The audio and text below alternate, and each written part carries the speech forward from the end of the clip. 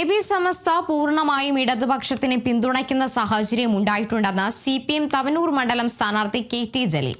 AP സമസ്തക്കാർ പറഞ്ഞത് അവരെ സഹായിച്ചവരെ സഹായിക്കുമെന്നാണ്. കഴിഞ്ഞ 10 വർഷം അവരെ സഹായിച്ചത് LDF ആണ്. സമസ്തയുടെ 100ാം വാർഷിക സമ്മേളനത്തിന് ശേഷം സമസ്തയിലെ ലീഗ് വിരുദ്ധ വിഭാഗം ശക്തിപ്പെട്ടു. അത് ഇടതുപക്ഷത്തിന് അനുകൂലമായെന്നും തവനൂരിൽ ഇടതുപക്ഷം വലിയ വിജയം നേടുമെന്നും KT ജലീൽ പറഞ്ഞു. അത് ഇടതുപക്ഷത്തിന് അനുകൂലമായിട്ടാണ് വിനിയോഗിക്കപ്പെട്ടിരിക്കുന്നത് എന്നുള്ളതും നിഷേധിക്കാൻ കഴിയുന്ന കാര്യമല്ല. ജമാഅത്തെ ഇസ്ലാമിയുടെ പിന്തുണ UDF-നാണ് എന്നുള്ളത് കൊണ്ട് തന്നെ സുന്നി വിഭാഗത്തിലെ നല്ലൊരു ശതമാനം ആളുകൾക്ക് അതിൽ കടുത്ത അതൃപ്തിയുണ്ട്. UDF വിരുദ്ധമായ നിലപാട് സ്വീകരിച്ച് അവർ പ്രകടിപ്പിക്കും. ഇടതുപക്ഷ ജനാധിപത്യ മുന്നണിക്ക് 3ാം ഊഴം ലഭിക്കും എന്ന കാര്യത്തിൽ ആർക്കും സംശയം വേണ്ട.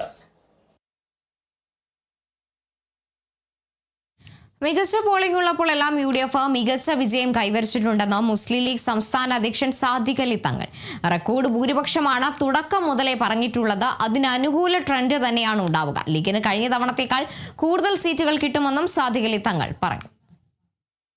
മികച്ച പോളിംഗ് ഉള്ള സമയത്തൊക്കെ UDF നല്ല വിജയം കൈവരിച്ചിട്ടുണ്ട്. ഞങ്ങൾക്ക് റെക്കോർഡ് ഭൂരിപക്ഷമാണ് ഞങ്ങൾ തുടക്കം മുതൽ തന്നെ പറയുന്നത്. ആ ഒരു ഭൂരിപക്ഷത്തോടെ ഐക്യജനാധിപത്യ മുന്നണി അധികാരത്തിൽ വരും.